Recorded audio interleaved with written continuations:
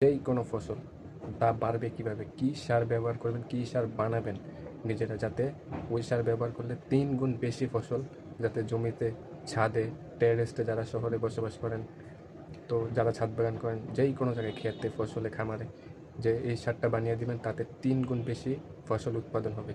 তো কী বানাবেন?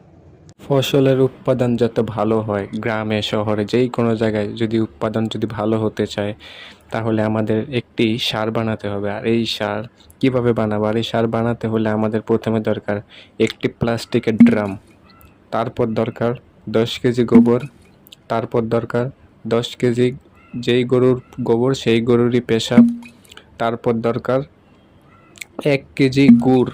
হ্যাঁ, 1 কেজি গুড়, ওই গুড় যেই গুড় নষ্ট হয়ে যায় বা পচে যায়, এরকম গুড়। যদি ভালো গুঁড়ো থাকে তাহলে চলবে। তারপরে দরকার 1 কেজি যে কোনো ডালের আটা, যে কোনো ডালের আটা 1 কেজি। তারপর দরকার বট গাছের নিচের গোড়ার মাটি 1 কেজি। এই সব কিছু এই প্লাস্টিকের ড্রামের ভিতরে মিলিয়ে হালকা, যদি কুলাইতে সমস্যা হয় তাহলে হালকা একটু পানি দিয়ে তা ভালোভাবে গলিয়ে মোট 15 দিন রোদে, না যেন ছাওয়ার মধ্যে, বাসায় বা যে কোনো জায়গায় বা গাছের নিচে ছাওয়ার ভিতরে এটি গলিয়ে রাখতে হবে মোট 15 দিন।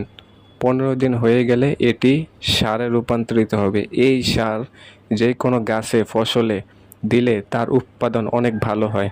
এই সার বানাতে খরচ খুবই কম, কারণ আমরা যে বাইরে থেকে, যে বাজার থেকে যে সার কিনে আনি তার তুলনায় অনেক কম। কারণ গোবর আমাদের টাকা লাগে না, পেশাবে আমাদের টাকা লাগে না, ডালে একটু টাকা লাগে, গুড়ে একটু টাকা লাগে, আর বট গাছের মাটি ফ্রি। তো তাই সব কিছু ভেবে চিন্তে এই জিনিসটা বানানো ট্রাই করুন, বানিয়ে এই সারটা ব্যবহার করুন। প্রথম 1 বছর, 2 বছর, 3 বছর একটু কম ফসল উৎপাদন হতে পারে, কারণ আগেই যে আপনারা যে সার ডালছেন তার কারণে জমির মাটি একটু বিষাক্ত বা একটু সমস্যায় পড়েছে। তো যদি 3-4 বছর এরকম যদি ডালতে থাকেন, তারপরে এই সার ডালতে ডালতে একদিন জমি ঠিক হয়ে যাবে, ভালো হয়ে যাবে, তখন এর ফসল 3 গুণের তো বেশি হবে ইনশাল্লাহ। তাই এই সার ডালুন। এই সার বানিয়ে ডাললে আপনার খরচও কম আছে, তারপরে এর উৎপাদন অনেক ভালো। প্রথম 2-3 বছর আপনি যে বাজারে সার ডালেন এরকম উৎপাদন হবে, তারপর থেকে ফসল ভালো হবে ইনশাল্লাহ। এবার নিয়ম বলি, মনে করেন যদি 1 একর ক্ষেত থাকে, তাহলে 1 একর ক্ষেতের জন্য এইভাবে একটি ড্রামে এইভাবে সার বানান। আর তা সার যদি বানানো হয়ে যায়, 10-10 কেজি গোবর, 10 কেজি পেশাব, গুড়, তারপরে আটা, ডালের আটা, তারপরে বটগাছের মাটি দিয়ে এভাবে সার তৈরি করুন। আর তা 15 দিন পুরা হলে তাতে 200 লিটার পানি মেলান। এই সারে 200 লিটার পানি মিলিয়ে তা, যদি খেতে আগেই পানি থাকে তাহলে পানির মধ্যে ছেড়ে দিন। আর যদি খেতে পানি না থাকে তাহলে এটা মাটিতে দিয়ে দিন, এভাবে দিন। আর যদি ফসল থাকে তাহলে ফসলের মধ্যে গোড়ায় ছিটিয়ে দিন। এভাবে মোট প্রতি 21 দিন পর পরে এই সার জমিতে দিন। 21 দিন পর পর এটি ফসলের জমিতে দিন, ফসলে গাছে দিন। এতে ফসল খাবার পাবে, তার উৎপাদন ভালো হবে, আর ফলন অনেক ভালো হবে। যেই মাটিতে বা খেতে কোনো সার ডালা হয়নি কখনো, ওই মাটিতে যদি এই সার ডালেন, তখন দেখলে বুঝতে পারবেন এর উৎপাদন দেখে। তাই এই সার বানিয়ে ভালোভাবে ব্যবহার করুন, আর এটি ছিটিয়ে দেন। যে সময় এই সার হয়ে যাবে তখন এটি ছিটিয়ে দিবেন ফসলে। যদি ফসল দাঁড়িয়ে থাকে তাহলে গোড়ায় ছিটিয়ে দিবেন, আর যদি ফসল বের হয়নি, বীজে আছে, তাহলে মাটি কাটার পরের দিন এগুলো ভালো করে মাটিতে ছিটিয়ে দিবেন। যখন মাটি কাটা হয় তখন তার 1 দিন পরে এই সার দিবেন। তারপরে 2-3 দিন পর বীজ, যে সময় নাকি বুনবেন, বা বীজ বোনার পরে, তারপরে বীজ বোনার 1 দিন পরে আবার দিবেন। তারপরে যে সময় গাছ বের হবে, বীজ থেকে যখন গাছ বের হবে তখন দিবেন। এভাবে গাছ বড় হওয়ার পরে 21 দিন পর দিবেন। তারপরে আবার 21 দিন পর, আবার 21 দিন পর। তো 21 দিন যখনই সার ডালবেন তার 5 দিন পর আবার সার বানাতে দিবেন। এভাবে প্রতি 21 দিনের মাথায় সার ডালতে হবে। যদি ফসল 7 মাসের থাকে, 8 মাসের থাকে, তো এই অনুযায়ী 5 বার, 7 বার, 8 বার এরকমভাবে ডালতে হবে।